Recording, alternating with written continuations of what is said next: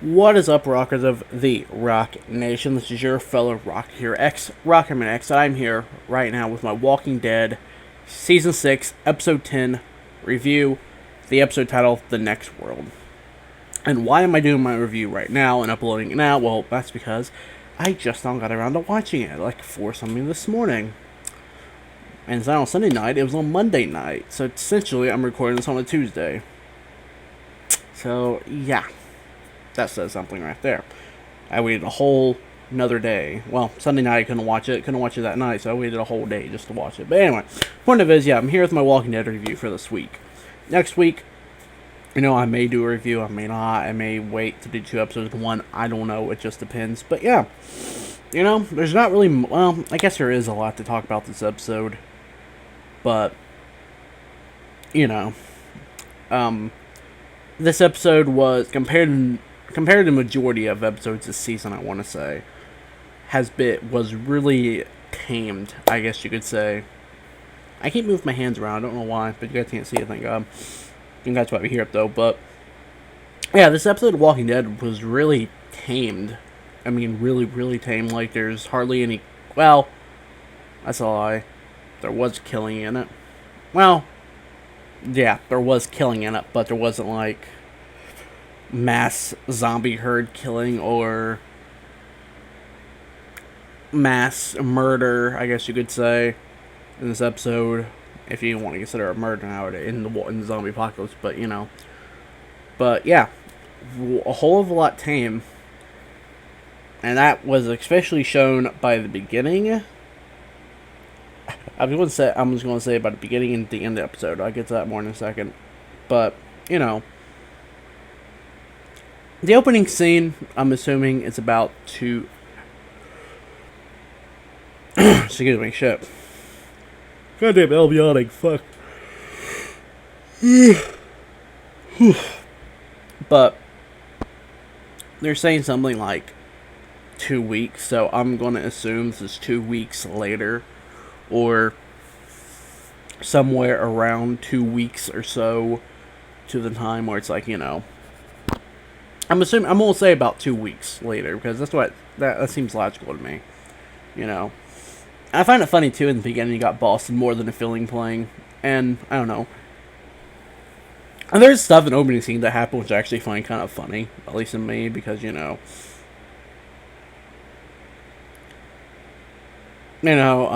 almost seemed like the Boston more than a feeling with that song playing.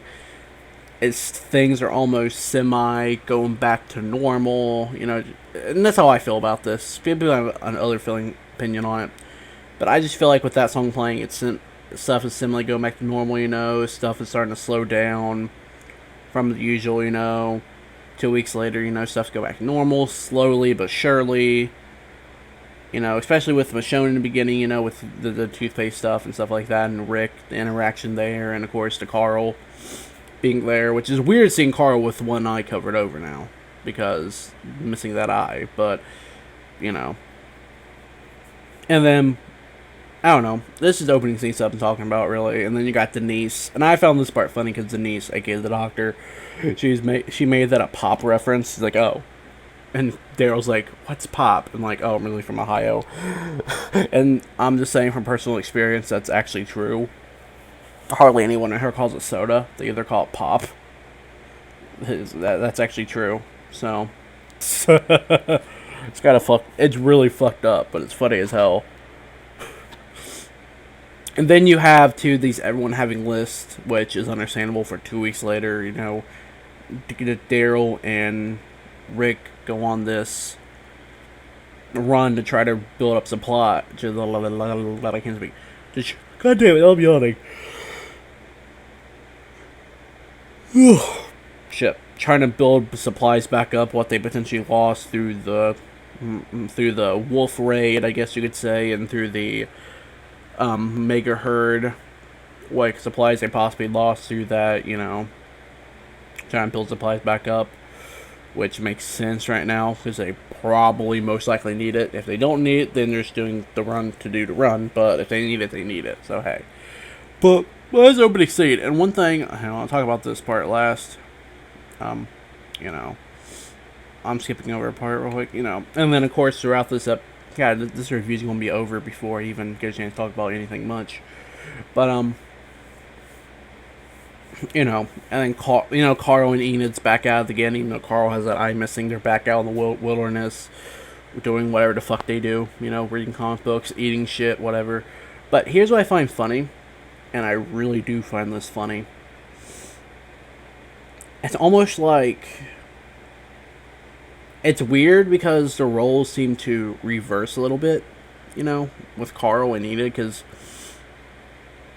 Enid says herself she doesn't want to be out there anymore, which I guess I don't want to say she came to her senses because she said herself like that she was out there because she felt more alive out there than what she did in the walls. But I guess with Glenn somewhat being a father figure towards her, I guess you could say, is somewhat helped her realize, blah blah, and then Carl. It's weird because it seems like Carl. I'm not gonna say it. I'm not saying he's a bad person now. He's not. He's obviously not turned into the governor or someone. But with him missing that eye, it seems like he's getting like a mean streak in him. Granted, with that Walker, he's telling Enid that she could have got killed, and she pretty much almost did if it wasn't for Carl. But, well, actually, she probably would have killed it. But the point of it is, it's just like, excuse me, he's getting like this mean streak in him, which I kind of like. No offense, but as long as I don't go too far. But and with Michonne and I think it was Spencer, aka Deanna, sent out there. Spencer was looking for Deanna's zombified corpse, and Carl ended up, and the walker that Carl and Enid saw, and they're helping Carl pretty much. Carl ends up helping Spencer kill her, I guess you say, which I really do kind of like that part, especially what happens with Michonne and Carl. But before that, it's like, how we saw Deanna go out. We saw her going out in, I guess, a blaze of glory, taking her gun, shooting a walker she could before she died, before the walkers got her or whatever before she died. But it's good because we got to see some sense of closure with Deanna because, when, again, we see her go in a blaze of glory, that's closure, but we get a more sense of it because she's actually dead now. We actually know that she's laid to rest, not some walker out somewhere, which kind of revolves around an essential theme that happened, if someone zombified, if you have the option, you should be the one to lay him down, which I kind of agree with that, actually, because, especially what happens with, Michonne being sort of the mother figure towards Carl, that's not there now with Lori being dead for the past, what was it? I want to say 3 seasons now, I think. So I think she died in season 3, if I remember right. So, yeah, which obviously leads to something else between Michonne and Rick after so long, so, but anyway.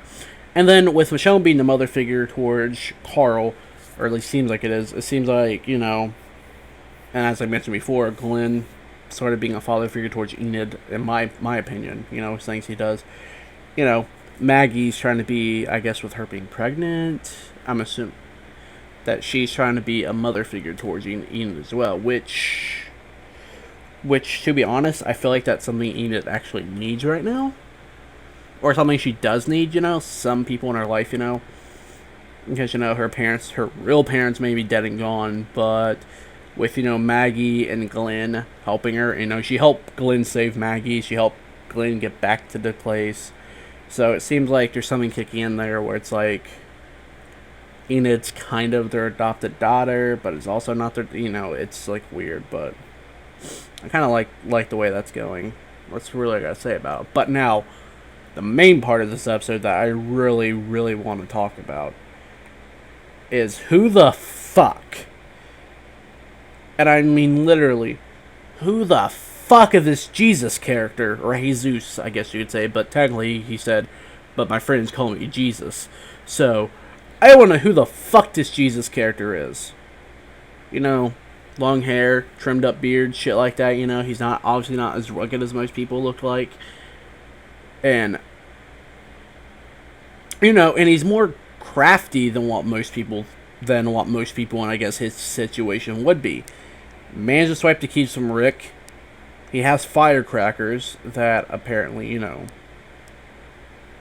and it's just something weird and interesting about this guy. Like, I'm not kidding. At least how I feel about it, because he knows how to fight, which looks like some sort of martial arts. It's what it looked like to me.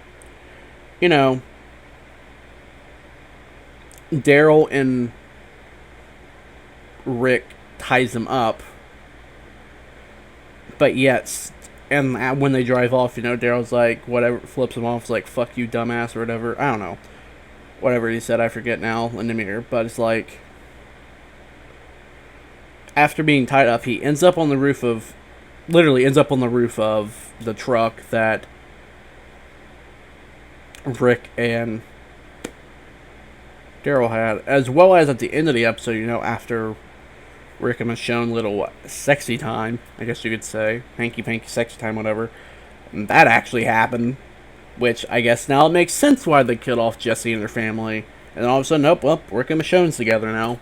But the point of it is, and it's funny that they keep their weapons like right there, but it's like, and he's right there, ends up in a room, but yet he gets knocked out after the fucking truck, which, no offense, it's weird how this guy operates. Like, how the fuck did he get past Daryl if he was knocked out and Daryl was over watching him? How did he get past Daryl? He even swipes Daryl's gun during the one scene when Daryl's trying to get him out of the truck and shoots the walker for him. He's like, get down. He never technically harmed them. And this character's like, oh, this is the next world. I hope it treats you better, or wish you luck in it, or whatever. And I really want to know something, and I know this isn't true, unless you never know, really. In the Walking Dead universe, anything could happen. Is this actually Jesus trying to warn Rick? Because this whole time he's like trying to tell Rick, hey, we can talk now, whatever. He's like, Rick, when you talk, this guy doesn't seem like a bad guy. He seems like a good guy that knows what he's doing, how to survive, if he actually is alone and nobody's there. Compared to whatever happens next episode, which we saw from the preview, but it's just so weird. This guy does seem sort of mystical. I don't want to say mystical, but yeah, this Jesus guy, Paul whatever, which I'm assuming that's a reference to something too, but I'm going to call him Jesus for now because that's what he said. But he seems to have like this mystical sense around him. It's just weird, like, like, how did he swipe the keys off of Rick, even, because Rick wasn't even there to swipe, Rick was there for him to swipe the keys off of, he ran to Daryl, not Rick, unless I missaw that, but from my opinion, it looked like he ran to Daryl. So, the point of it is, this Jesus guy, it's just so weird, and I can't even grasp my head around it right now, and I really do want to see what's going to happen with this character now, because I'm interested now, because he does seem mystical, he does seem to have something about him, and I wonder if he's actually the real Jesus. Because that would be kind of hilarious. But if he is, it's just, I don't know, it just seems really weird, but I'm not going to complain about it, because I really do want to see where this is going with him. And I really do. But, yeah. I guess that's the main points of this episode, really. Because, again, this is a lot more tamed episode. And I guess and for a tamed episode, this actually did seem pretty good, Because, I'm not going to say it was bad. It was a tamed episode, And at least Carl's like to Michonne to at one point, like, I would do it for you. She's like, oh, me too, And then, Rick and Michonne's finally, I guess you could say, together. I guess, whether that's official or not official, but they did have sexy time. So, the point of it is, though, I really want to see where this is going forward with all these characters now, Daryl being his, Enid, how she's going to react, to the whole Enid, Glenn, and Maggie thing, Enid and Carl. I want to see where that goes. I want to see where Carl goes from here on out, how he's going to act. I want to see how it goes with, Rick and Michonne. I want to see how it goes with, just everyone in general. With this Jesus character, I really am interested in him. And he's just, again, there's something mystical about him, or seems mystical, I guess you could say. It's just weird how he ends up in these situations and how he gets past so many things. But yeah, that pretty much does it for this review. And really, if I could give it a rating, I'd probably say, I want to say 10 out of 10, but I want to say probably about an 8. Well, I don't know. Let's say about an 8 or 9 out of 10, probably. 8, well, 8.5 to 10. Or, well, I can't speak, 8.5 to 9, probably. So, 8.5 to 9 out of 10. But it was still a good episode. For a Tamer episode, it was a good episode. I enjoyed it, obviously. But that's really all I gotta say. Until next time, guys, live free and rock. Well, and rock. I always never look at the camera. But yeah, until next time, live free and rock.